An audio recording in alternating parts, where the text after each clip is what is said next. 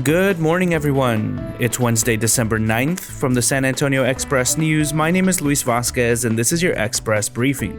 All of the stories you need to know to start your day. You can expect sunny skies and a high of 78 degrees in San Antonio today. Is the 2020 presidential election decided yet? Texas Attorney General Ken Paxton thinks not. Paxton filed an 11th-hour suit Tuesday in the U.S. Supreme Court, seeking to overturn election results in Georgia, Michigan, Pennsylvania, and Wisconsin, all states that were won by President-elect Joe Biden. Across the pond, the UK began vaccinations against COVID-19. For the first recipients, among them older Britons and hundreds of doctors and nurses who pulled the National Health Service through the pandemic, the shots offered a glimpse at life after COVID-19. And now let's move on to our top stories for the day.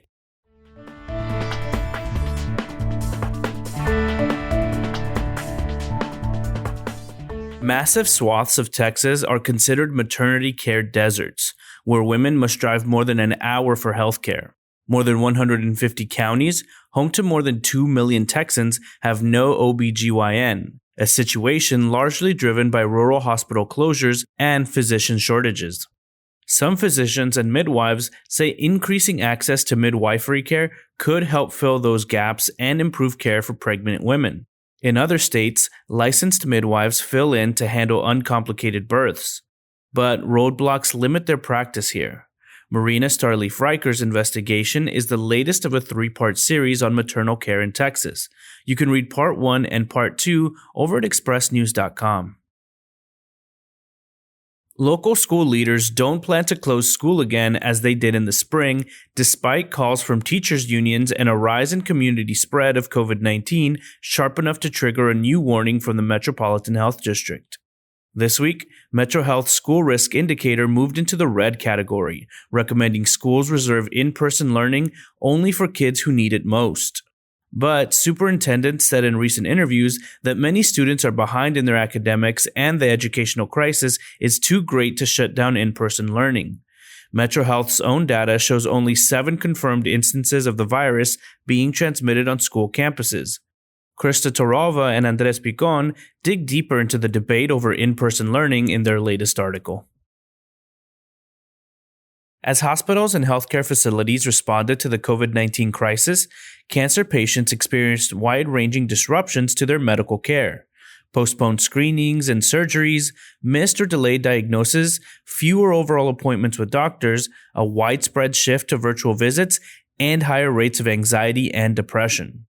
Cancer survivors and patients still undergoing treatment also had to contend with greater risks of severe complications and death if they contracted the virus. Problems that were more pronounced for patients of color, according to a series of presentations by oncology specialists and researchers as the symposium kicked off Tuesday morning. Lauren Karuba has more from the first virtual edition of the San Antonio Breast Cancer Symposium. In 2020, there's once again an urgent need for reevaluation of how our foreign policy should function, writes columnist Gilbert Garcia. Joe Biden's presidential victory over Donald Trump will mean the reversal of Trump's go-it-alone nationalism in favor of rebuilding our traditional alliances. It likely will mean a return to the Paris Climate Accord and the Iran nuclear deal. Joaquin Castro thinks this is also the right time for the U.S. to think of international affairs in a broader, more holistic way, Garcia writes. You can read Garcia's full column over at expressnews.com.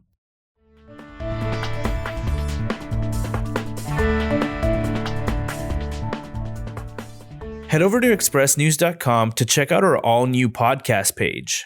There, you'll be able to find new episodes of Puro Politics, hosted by columnist Gilbert Garcia, the Spurs Insider podcast, hosted by sports columnist Mike Finger, and The Docket, hosted by courts and crime reporter Elizabeth Zavala.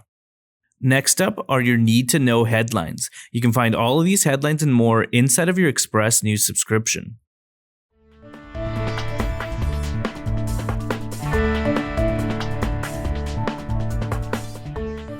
San Antonio added nearly 1,300 coronavirus cases as health officials discourage in-person education.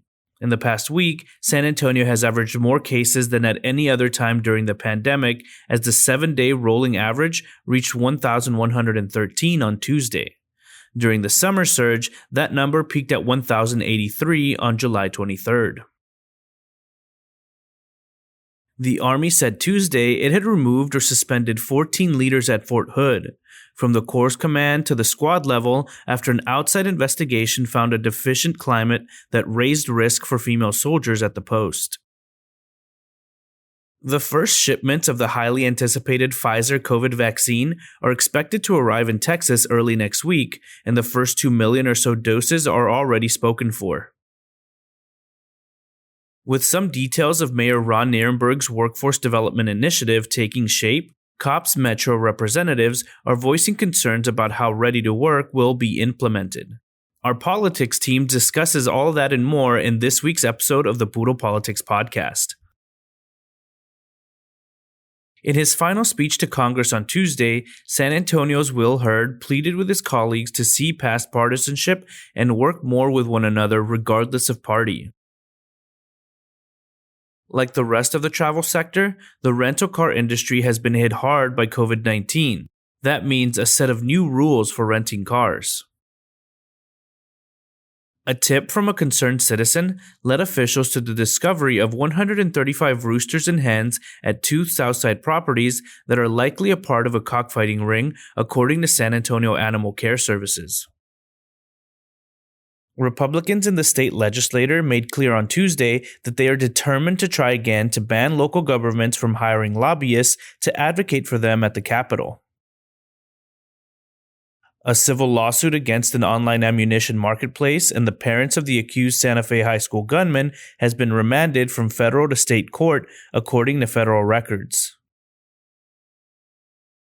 One of the biggest gaming companies in America is making clear it wants to open casinos in Texas if the legislature agrees to allow them. A bipartisan group of senators introduced legislation Tuesday extending the tax credit for carbon capture facilities another 5 years. Since Congress launched its $500 billion initiative to aid small businesses during the coronavirus pandemic earlier this year, the oil and gas sector has become one of the largest beneficiaries of the low-interest loan program in Texas. President-elect Joe Biden has some plans for student loan forgiveness. The American public and political actors on different sides of the aisle hold vastly different views. How should we think about it? Business columnist Michael Taylor offers his take in his latest article. It wasn't the typical setting for a memorial, but nearly 150 people gathered Tuesday on the rooftop level of a parking garage to pay respects to a beloved hospital administrator. Baptist Medical Center CEO Jorge Treviño died of a heart attack last month.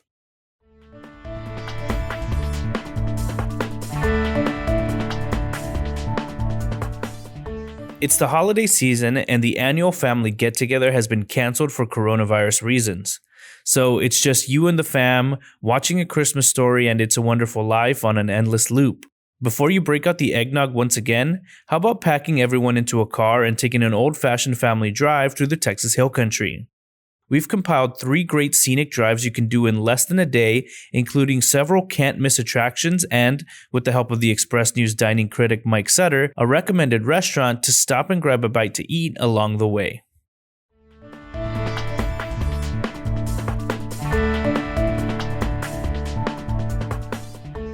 In this week's Chuck's Food Shack, Chuck Blunt tells us why beef tri-tip is the perfect steak brisket hybrid entree for your smaller holiday celebration.